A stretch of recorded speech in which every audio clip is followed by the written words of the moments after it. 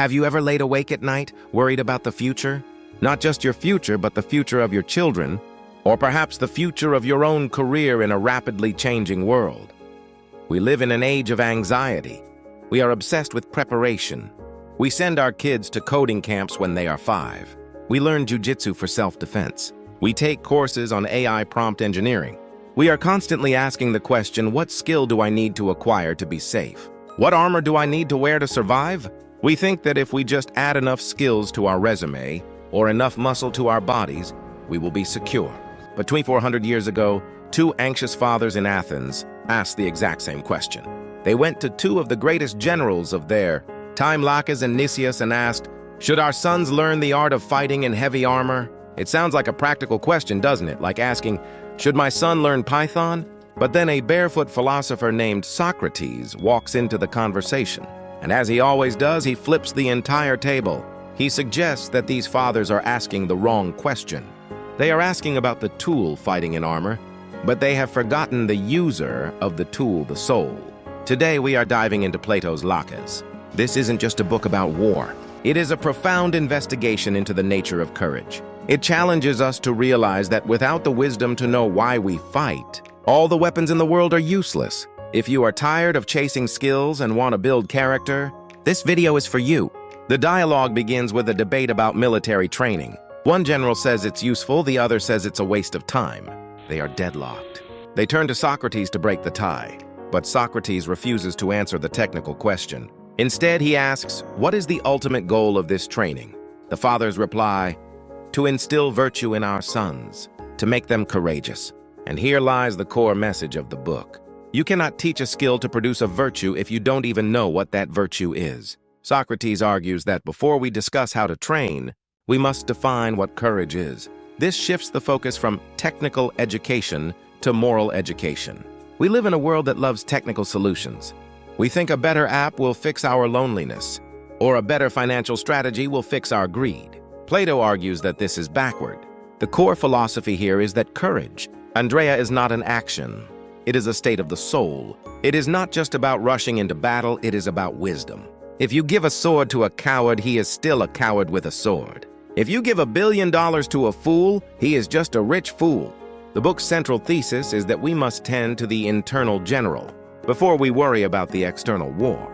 We must define who we are before we decide what to do. Let's break this down into 3 profound insights that challenge how we define bravery today. Insight number 1. Courage is not just standing firm. When Socrates asks the general Laches, what is courage? Laches gives a soldier's answer. Courage is staying at your post, fighting the enemy, and not running away. It sounds good, right? It sounds like grit or persistence. But Socrates destroys this definition. He points out that sometimes the most courageous thing to do is to retreat. The Spartans at the Battle of Plataea pretended to flee to break the enemy lines, then turned and won. If courage is only standing still, then flexibility is cowardice. Here is the insight for us: don't confuse stubbornness with courage. In our lives, we often think that staying in a toxic job, a bad relationship, or a failing project is brave. We think quitting is for losers. But Plato teaches us that true courage requires the intelligence to know when to stand and when to move. Blindly grinding away at something that isn't working isn't bravery, it's rigidity.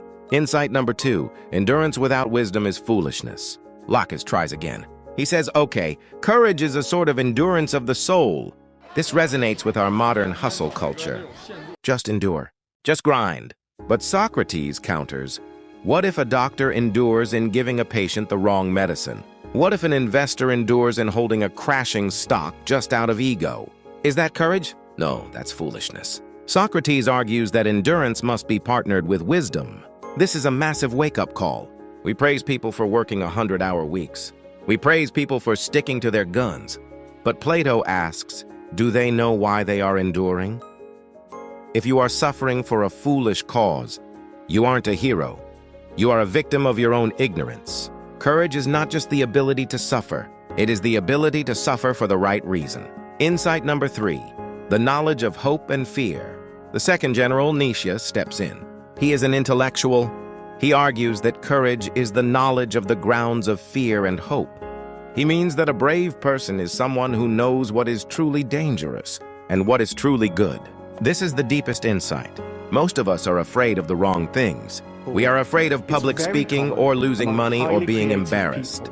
But we aren't afraid of being unjust or being cruel or wasting our lives. Nietzsche suggests that if you truly knew what was bad, like losing your integrity, and what was good, like living with purpose, you would naturally be brave. The insight is cowardice is actually a lack of education. You are scared because you have miscalculated the risk. You think losing your job is the end of the world? So you stay silent when you should speak up. If you had true wisdom, you would realize that selling your soul is scarier than being fired. Real courage comes from a recalibration of your values. So the dialogue ends in aporia confusion. Neither the generals nor Socrates can perfectly define courage. It seems like a failure. But it is actually the ultimate success. The fathers ask, "So who should teach our sons?" And Socrates gives the most beautiful answer. We all need a teacher. Not just the boys, but us, the old men, the generals, the fathers. How do we apply this tomorrow? First, audit your armor. Look at the skills you are trying to acquire. Are you learning them out of fear or out of purpose? Stop trying to armor yourself against the world and start cultivating the judgment to navigate it. Second, redefine your fears. Take a piece of paper. Write down what you are afraid of. Then ask, is this truly bad or is it just uncomfortable? Relabeling your fears is the first step to conquering them. Finally, admit you don't know. The generals failed because they were arrogant. They thought their rank made them wise. The application for us is humility. The moment you think you are an expert on life, you stop growing. Be like Socrates. Admit that you are still learning what it means to be brave. Laches reminds us that the most important battles are not fought with heavy armor or sharp words. They are fought within the silence of our own minds, determining what we value and what we fear. Don't just teach your children or yourself how to fight. Teach them what is worth fighting for.